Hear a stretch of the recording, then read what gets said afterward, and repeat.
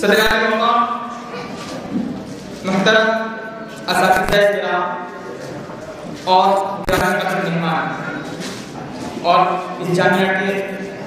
مشرفین، سب سے پہلے آپ سب کی خدمت میں میرا مقدمہ سلام، السلام علیکم ورحمۃ اللہ وبرکاتہ۔ دوستو، آج کی اس انعامی تقریب میں میرا موضوع خطابت مرد مومن کا مقام منصب۔ دوستو، تاریخ حقیقت کی شہادت بمانِ ظہر دیتی کہ امت اخلاص للہیت، روحانیت اور روشن زمینی کے زیور سے آراستہ اور اس کے قلب و نظر کا حضرات شمع ایمان اور نور یقین سے مستنیر تھا،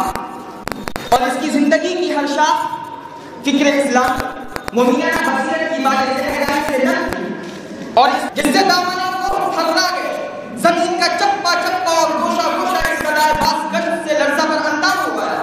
انہوں نے اس روح زمین کو نشان ہائے خود سے سینچ کر سبز و شاداب کیا، جنہیں دیکھ کر علامہ اقبال کو یہ کہنا پڑا، ہسپانیہ تو خون مسلمہ کا امین ہے، مانند حرم پاک میں تو میری نظر میں۔ لیکن دوستو، موجودہ دور میں ذلیل و خوار ہاں،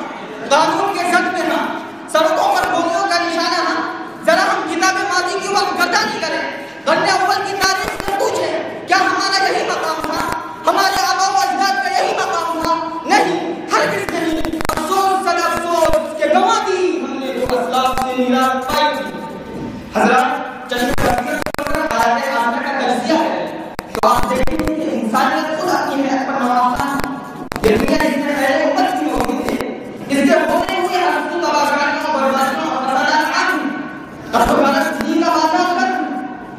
بے زور کا تلاشوں کا ہموار ہے، تو کہیں لشکروں کی آواز ہے، کہیں شاہی شہنشاہوں کا رسل و اقتدار ہے، اور فرعون کی شہداد کے جانشین ہیں، چنگیز و ہلاکوں کی امت ہے، اور سیاسی قائدین کی گندی سیاست و فریبکاریاں ہیں، حاکموں کی بدعنوانیاں ہیں، کہیں سے بغیر کردار انسانوں کی ہڈیوں پر تعمیر شدہ محل ہے،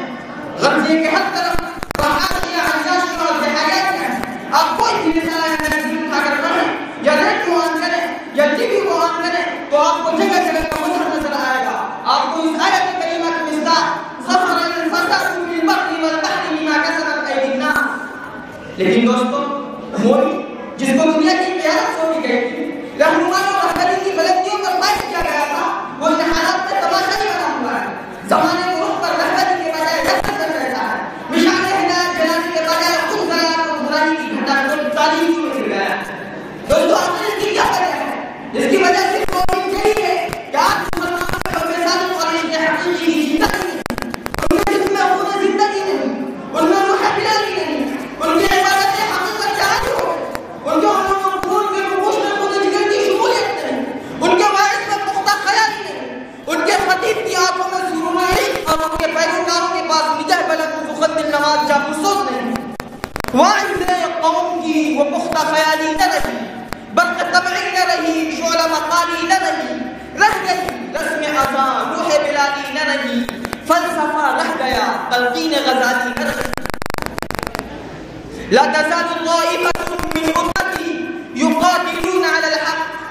اس لیے حضرات، انا گفتہ کے حیات میں آج ہم طالبان علوم نبوت اور علماء امت پر یہ ذمہ داری عائد ہوتی ہے کہ ایک بار پھر روح دین اور حقیقت اسلام کو اپنے اندر اجاگر کریں، زمانے کی آندھیوں کا رخ موڑ دیں، حالات سے سمجھوتا کرنے کے بجائے آنکھوں میں آنکھیں ڈال کر مقابلہ کریں اور دنیا کو بتا دیں کہ مٹ نہیں سکتا کبھی مرد مسلمان کے لیے اس کی آزانوں سے پاش سر قدیم و خلیل۔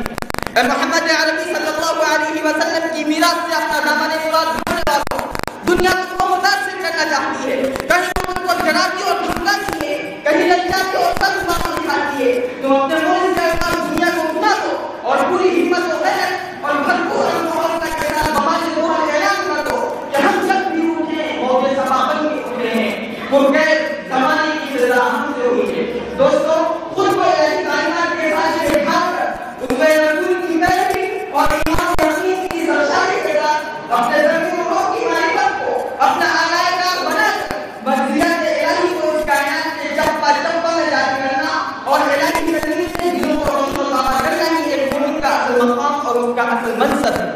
خدائے لم یزل کا دست قدرت تو سما تمہیں